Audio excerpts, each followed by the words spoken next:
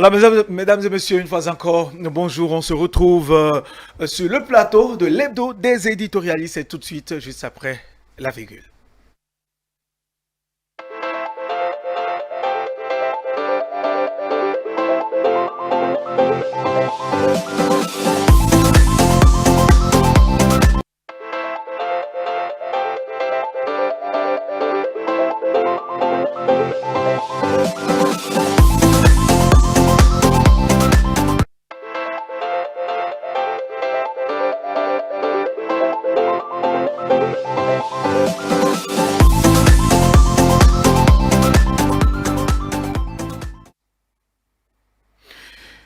Pour ce dimanche 4 avril 2021, nous avons sur ce plateau trois responsables, trois journalistes de haut niveau que je vais vous présenter très rapidement. Je commence par ma droite, Dieudonné Katakula, bonjour. Bonjour. Merci de répondre à notre invitation ce jour. Je Toujours un rappelle que plaisir. vous êtes le directeur de publication du quotidien Le Matin. C'est ça. Merci d'être des nôtres. En face de vous, Gilles Chris, tu dis qu'on ne présente plus de toutes les façons sur télé. Gilles Chris, bonjour. Bonjour Théodule, bonjour à tous nos téléspectateurs. Merci d'être là ce matin. C'est moi. Un troisième qui va nous rejoindre d'ici là, Georges Anagonou.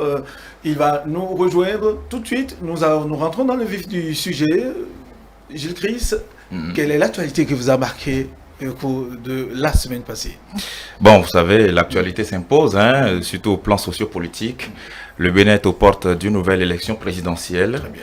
Et donc, après une semaine de campagne électorale, j'ai souhaité peut-être qu'on puisse évaluer l'ambiance sur le terrain, le contenu des différents discours, et surtout, est-ce que effectivement la promesse du chef de l'État qui consistait à organiser une élection suffisamment festive, est-ce que cette promesse-là est en voie d'être tenue?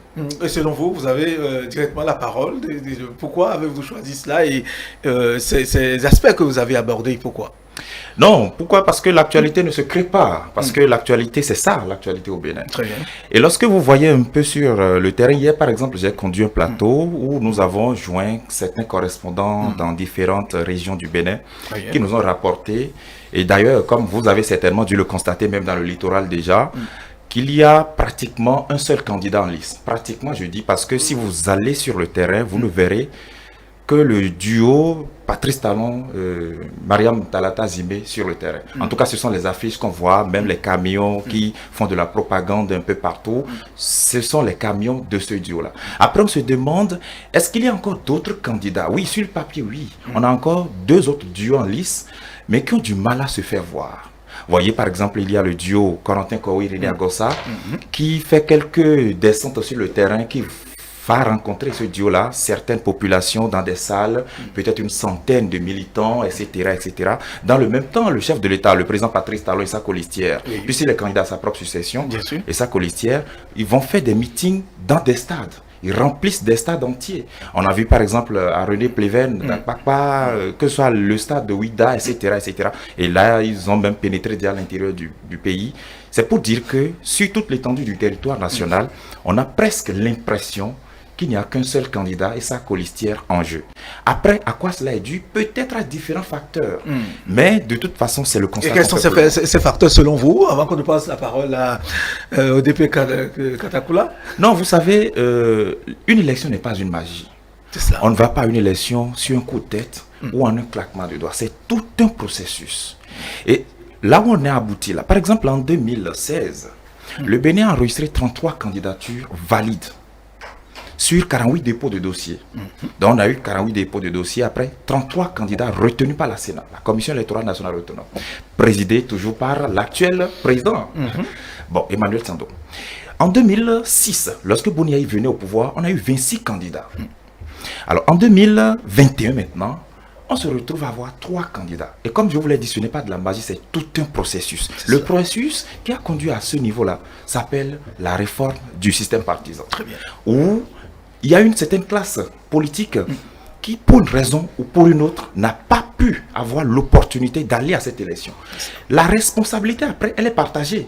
Parce que moi, de mon côté, je trouve que nous avons un système, disons, un pouvoir d'État assez fort, qui est suffisamment rigide en place, qui est suffisamment redoutable, le pouvoir politique qui est l'actuel gouvernement. Et redoutable peut-être, tout à fait. parce que pour avoir instauré des tests. Tout à fait. Non, d'abord, le pouvoir est redoutable en sa capacité à avoir le pouvoir, à exercer le pouvoir d'État.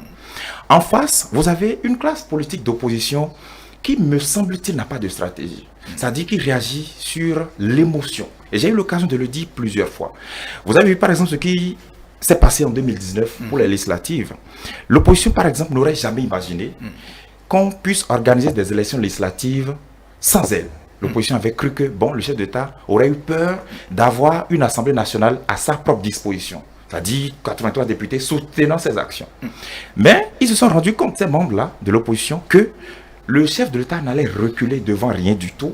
On a organisé l'élection, rien ne s'est passé. Conséquence, au COS-LEPI, on n'a personne qui soit l'émanation d'un parti politique d'opposition. On a au COS-LEPI, par exemple, actuellement, des acteurs politiques venus de l'Union progressiste du Bloc républicain, parce que ce sont ces deux partis qui sont à l'Assemblée nationale. Après, il y a évidemment le bras technique du COS-LEPI, l'ANT, je ne dénie pas ça. Il y a aussi d'autres processus. Par exemple, l'Assemblée nationale doit désigner des gens à la Haute Cour de justice dans certaines institutions.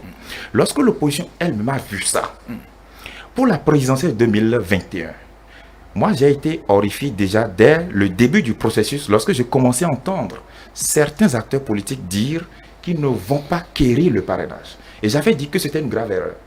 Vous voyez, ils ne devraient pas dire on ne veut pas du parrainage. Après, vous avez vu tout l'imbroglio qui a eu lieu. C'est-à-dire, certains sont allés demander le parrainage, d'autres non, on dit on ne veut pas. Et dans le même temps, le pouvoir d'État, ou disons le camp présidentiel, parce que c'est deux choses différentes. Le gouvernement n'est pas à confondre avec les partis de la majorité. Les partis de la majorité ont sélectionné leurs adversaires. Pourquoi? Parce que ça ne vous a pas échappé que l'honorable Rachid Gbadamassi a dit, par exemple, retenez, chers journalistes, je le cite, que la candidate Rekia Madougou a demandé le parrainage avec détermination et a échoué. Et il y a eu un consensus au sein du Bloc républicain qui consistait à ne jamais lui donner le parrainage à elle. Il a dit. Or, qu'il vous souvienne que la candidate elle-même avait déjà dit qu'au sein de l'Union progressiste, elle aurait appris qu'au sein de l'Union progressiste, on n'aurait pas voulu lui donner le parrainage. Moi, je considère le factuel, le discours de Rachid Gbadamassi, pour dire que, le camp présidentiel n'a pas vraiment voulu ouvrir le jeu, mais les opposants n'ont pas su anticiper cela. Ils n'ont pas à leur tête un leader suffisamment stratège, suffisamment fin calculateur pour être à la hauteur. Résultat, nous sommes arrivés à une élection aujourd'hui où la campagne est presque terne, où les populations, ont presque droit, comme je l'ai dit tout à l'heure, l'entame, au son de cloche d'un seul camp. Très bien. Merci, Jésus-Christ Chidi. Dieu donné Katakula, vous l'avez suivi, et quel est votre avis sur la question par rapport à ce sujet, bien sûr? Non, par rapport à ce sujet, qu'on note que c'est presque un seul camp qui est présent sur le terrain, un seul camp qui est présent sur le terrain, c'est le camp Patrice Talon Talata. Et il a quand même bien fait l'analyse en touchant les différents camps qui ont conduit à ça. Et ce qui a conduit à ça, c'est la mise en œuvre de la nouvelle charte des partis politiques, toute la réforme constitutionnelle qui a suivi et qui aujourd'hui fait que nous remarquons juste que il y a deux duos de candidats qui se présentent à la limite comme des faits valoir. Il suffit d'observer sur le terrain. Et comme je l'ai dit toujours, c'est que nous avons les deux autres duos de candidats qui sont composés de gens qui, à la limite, ne savaient même pas qui seraient candidats.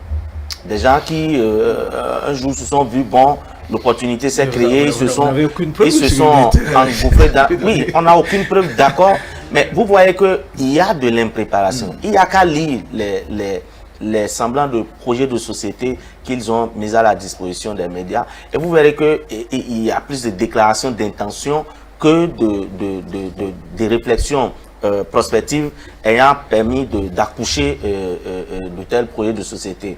Des gens qui veulent nous faire revenir, par exemple, en arrière à la Constitution de 1990, des gens qui se présentent à l'élection et disent aux populations que nous sommes venus pour un mandat de transition.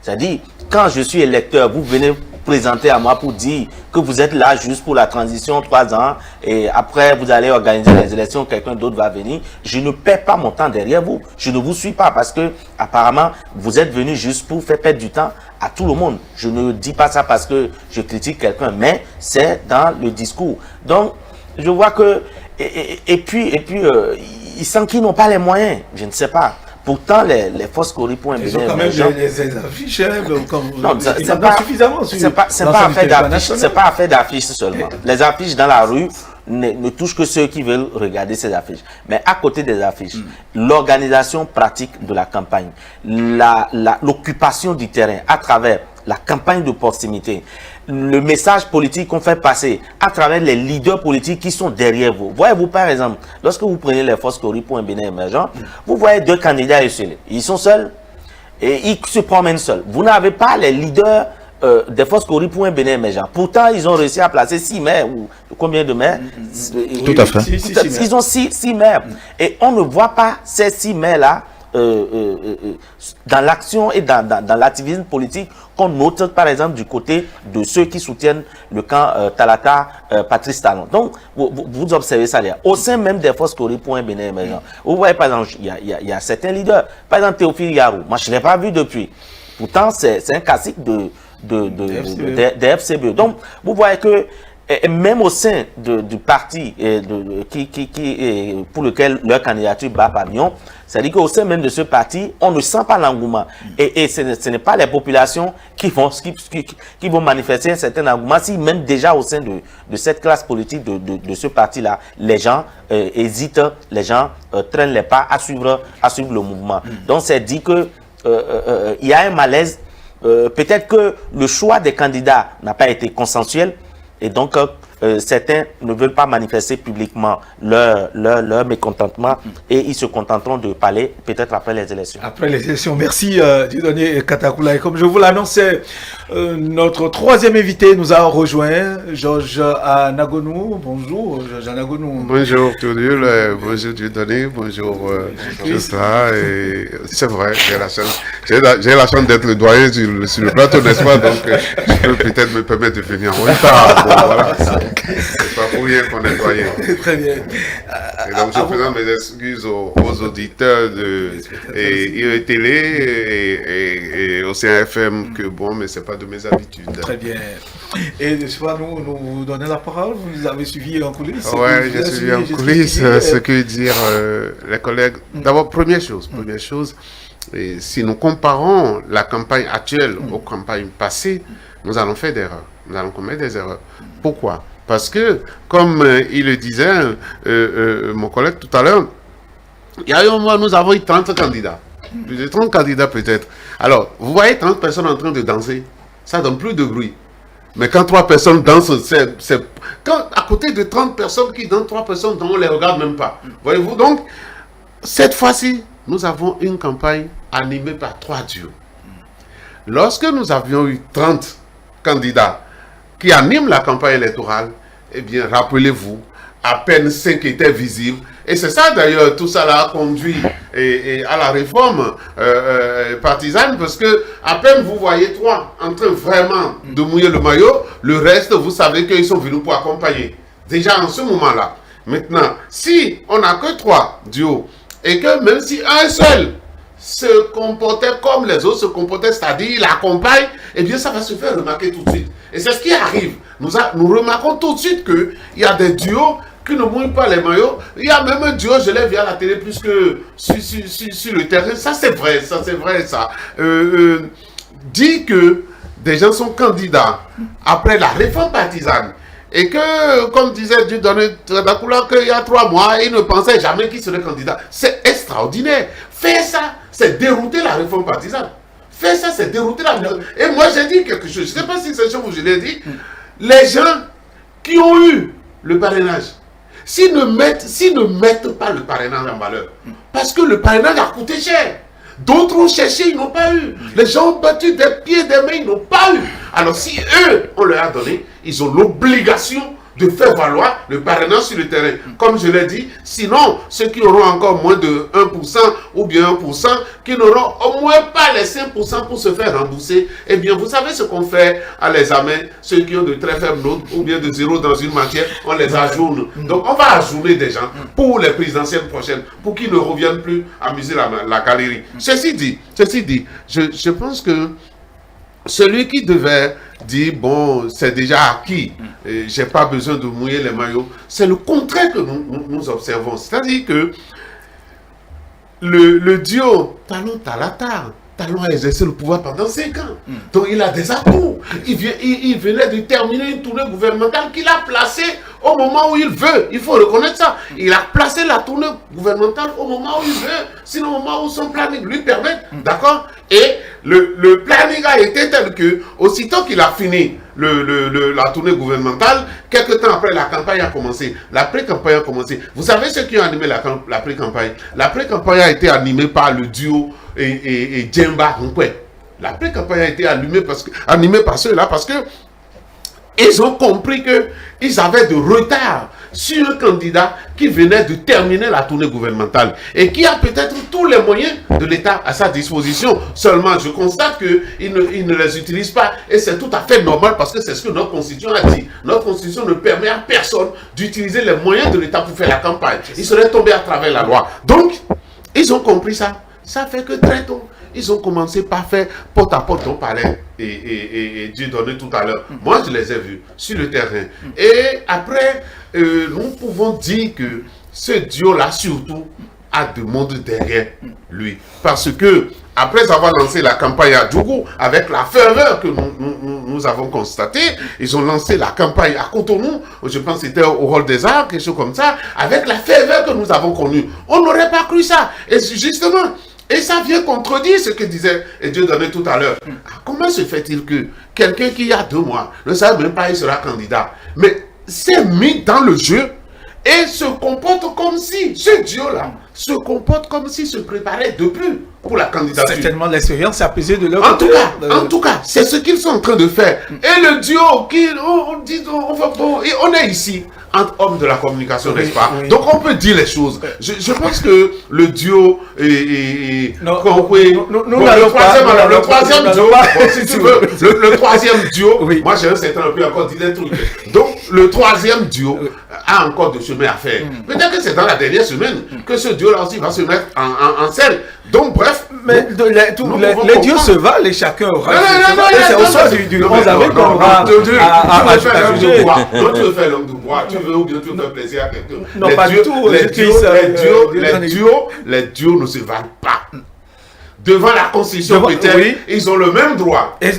Mais le factuel, ce n'est que le soir du 11 avril qu'on pourra les juger. Bon, de toute façon, jusqu'à l'heure d'aujourd'hui, jusqu'à l'heure où nous parlons, les duos se valent parce que elles vont toutes solliciter le suffrage des populations. Et c'est au thème du scrutin du 11 avril qu'on saura que les duos ne se valent pas. Maintenant, si on va comparer à ce qui se passe sur le terrain, on voit visiblement que les duos n'ont pas les mêmes moyens, ne se dotent pas de la même stratégie ou n'ont pas les mêmes stratégies. Et vous voyez que la stratégie Talon-Talata est peut-être plus efficace en termes de mobilisation.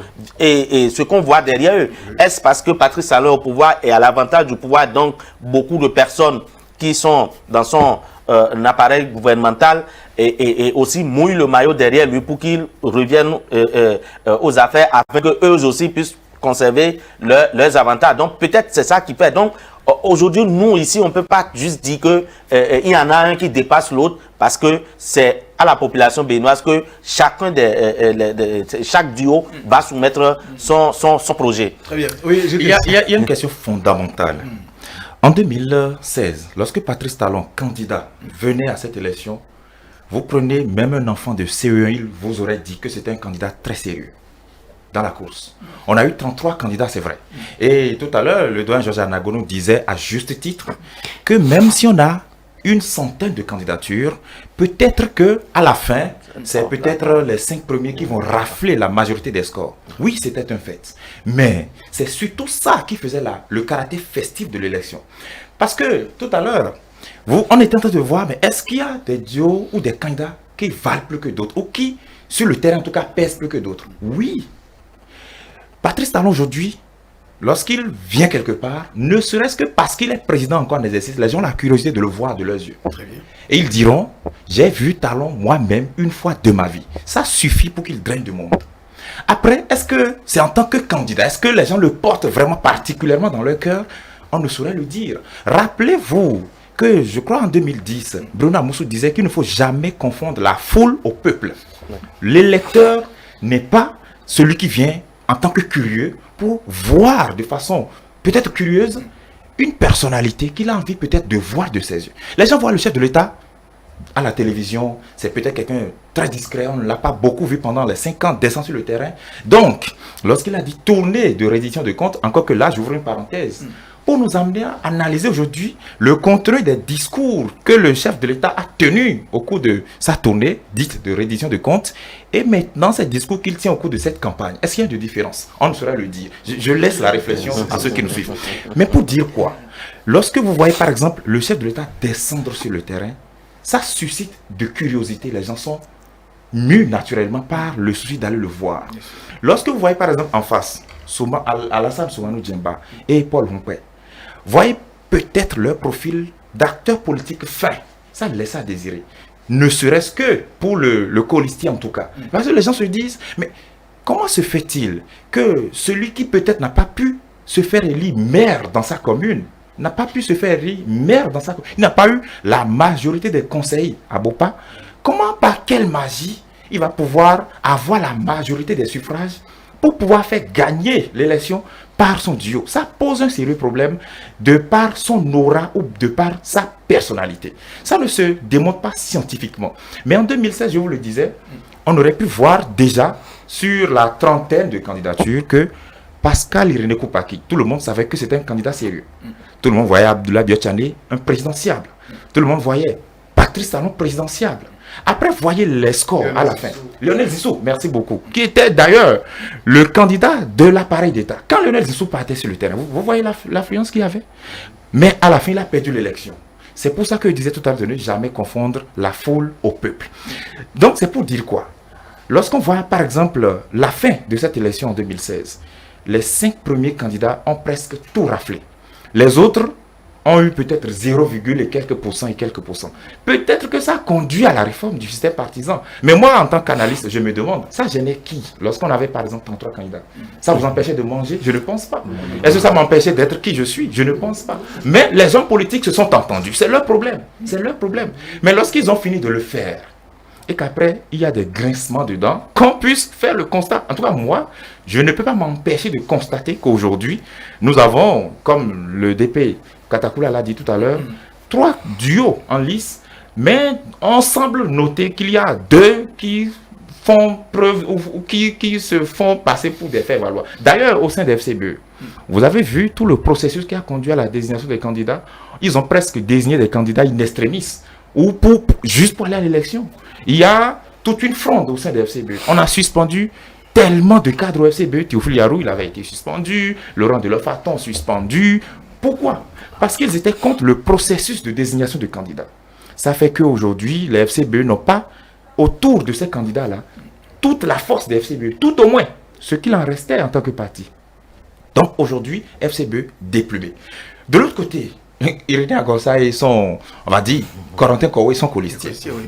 Vous voyez sur le terrain, lorsque moi j'ai vu quelques reportages à la télévision de ce duo, par exemple, j'entends plus Irénée Agossa seul aller sur le terrain que même Corentin Koué. Peut-être que c'est l'expérience, c'est l'âge et tout ça. Peu importe, peu importe. Irénée Agossa a dit qu'il a obtenu le parrainage et qu'il a demandé à Corentin de venir. Très bien. Voilà, par exemple. Or, vous voyez sur le terrain où on a voulu, où on a fait des réformes. Parce que c'est la fin qui justifie les moyens. Comme on le dit, la fin justifie toujours les moyens. Mais c'est vrai, on a fait des réformes. Très bien, ça a été opéré. Mais lorsque les résultats ne donnent pas de bons fruits, il faut avoir l'humilité, l'honnêteté de le reconnaître. Aujourd'hui, c'est vrai, l'élection aura lieu, ça c'est sûr. Et aujourd'hui, vous voyez,